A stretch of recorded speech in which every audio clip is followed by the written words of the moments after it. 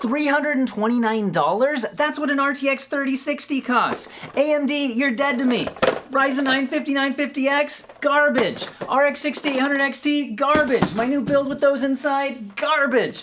Just kidding, but I mean, RTX 3060, it does have DLSS, which the 6600 doesn't. It has more VRAM. It has better ray tracing. It has a lot of things going for it. The NVENC encoder if you care about streaming. So why are these priced the same? Or are they priced the same?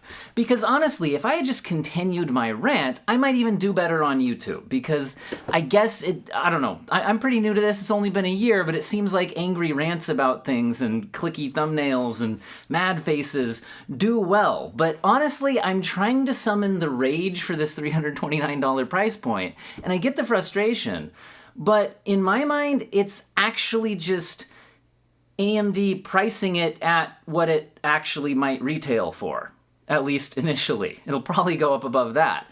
Because here's the thing, if you want to compare this to the RTX 3060 at $329, then show me an RTX 3060 that I can buy for $329. You can't. I tried for a year. We're all frustrated with the graphics card prices right now for the last year. And how much longer will this go? A long time is my bet. So here's the thing. The MSRP is fairly meaningless other than the fact that, at least right now on day one launch, there are cards listing at $329. And if you can show me a better graphics card for 1080p gaming for $329 right now, then awesome. Cool, buy that one. But if it's actually $329 in the current market, I don't think you can do better. So I'd like to say that I hate this price point, but in reality, I just think that NVIDIA's MSRP on the 3060 is utter nonsense in the current market, so why compare it to that? So compare these cards at the prices they're actually going to sell for. And I don't know what this card will be selling for a month from now, but I think it will be selling for less than the 3060. And I think it should. And that's the market getting cards where they kind of should be, because everything I said was true about the 3060 being a better graphics card. It has pretty even rasterization performance. It has better ray tracing performance, although, at least in my opinion, turning ray tracing on cards of this caliber doesn't make a whole lot of sense. Maybe, I guess. Not for me, maybe for you, but if you care about that, it has better ray tracing performance. It has DLSS, and if you're, how should I put this about DLSS? So FSR is cool. At 4K, I even slightly prefer FSR Ultra Quality in a lot of games to DLSS, because FSR does not introduce issues like ghosting to the image. However, at lower resolutions, especially 1080p, FSR does not do as good of a job as DLSS. DLSS can add details back into the image that the FSR algorithm can't do. So, at these low resolutions, I do think DLSS is a big deal. It's a big deal for keeping this card relevant in the future. Again, that's if these were priced equally. And how about the NVENC encoder? That's a big deal if you're a streamer. If you're not a streamer, then I don't think it's a big deal. And should you be that worried about the AMD software and all of that? Well, I did a whole video about I switched to AMD, and I give a lot more of my thoughts on the whole process, but basically, I do think that if they're priced evenly, the NVIDIA card is a better deal. But should you pay a whole bunch more for features that you may or may not care a lot about? And honestly, even though the 3060 has more VRAM, I still think the 8GB of VRAM on the 6600 is fine for 1080p. I don't think you're going to run into any issues right now or within the next few years even at 8GB at 1080p. And that's definitely where this card is targeted. But like I said, DLSS at 1080p is a huge advantage, stretching into future years, trying to increase the longevity of this card. But how much more are you willing to pay? Now, I'm as frustrated as anybody else that graphics card prices haven't gotten better. Like I said, it's been a year now. So if you can wait, if you don't need a new graphics card right now, don't buy this. But then again, when is the right time to buy? Like I said, it hasn't been the right time to buy for a year now. And it's extremely likely that it could be the wrong time to buy for another year or more. We do have Ethereum switching to proof of stake, hopefully reducing mining demand sometime early next year, but we haven't actually seen that happen yet, and we haven't actually seen what will happen to the MSRP of, well, not MSRP, but the actual street prices of graphics cards.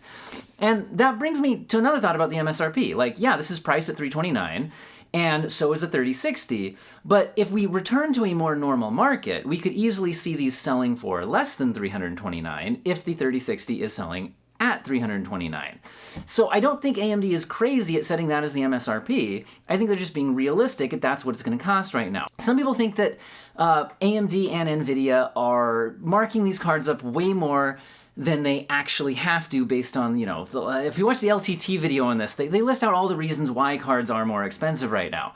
And those are real reasons. But I do also kind of agree with the sentiment that card manufacturers are also just charging a bit extra, making a little more margin than they could be, because they understand that that's just where the market is right now.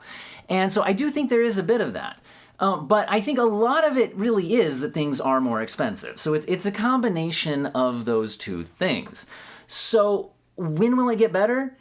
Nobody knows. And I'm a bit pessimistic on this. I think that the next series of graphics cards that we see is going to be priced higher at MSRP. I think the MSRPs are going to line up more to what the current market actually is. I think when NVIDIA priced like their 3080 Ti as hundreds of dollars more than 3080, I think that TI pricing level on that is where we're going to see the actual 4080 come in. Like, I think that high prices are here to stay. I think prices will eventually come down a bit from where they are now, but I don't think they will ever go back to where they were. A lot of people were bringing up in reviews and comment sections that this 6600 is almost equal in performance to a 5600, or is it 5600 XT? I don't know. The point is, but either way, it's more expensive than that card was at launch, like a long time ago, right? So it's more expensive than that and doesn't really perform much better other than ray tracing, which you're probably not even going to use with the performance available on that ray tracing. So the thing is, though, I think that the sub $300 gaming graphics card is just dead right now. It's dead. I mean, maybe Intel can do something, but I don't have my hopes up, okay? Maybe they price extremely aggressively. But yeah, I was really hoping to see this card priced at $299 or less. I think that that makes more sense against NVIDIA's MSRP, but that MSRP is kind of meaningless anyway. If you need a 1080p, high or ultra settings, 60 frames per second or better graphics card right now, then this is probably your best bet, unless you can get a good deal in the used market. But the used market's insane too. Like when I bought my 6800 XT for $1,200, one of the only reasons I was able to afford that was because I could sell my RTX 2070 for $550. And because I could do that, I paid for almost half of my upgrade. And I bought that RTX 2070 near its launch for less than $500. I sold it more used than I bought for it new. And that was on just some local Facebook marketplace sale. So what I'm getting at here is that prices for all GPUs are insane. If you can wait, your GPU's doing fine, then wait. If you can't wait, you might as well buy whatever is best price when you are buying for the specs that you're looking for. And if you're looking for 1080p, 60 frames per second, pretty good settings, graphics card, this is probably going to be the one right now. But I mean, compare prices when you're actually buying, because MSRPs are meaningless.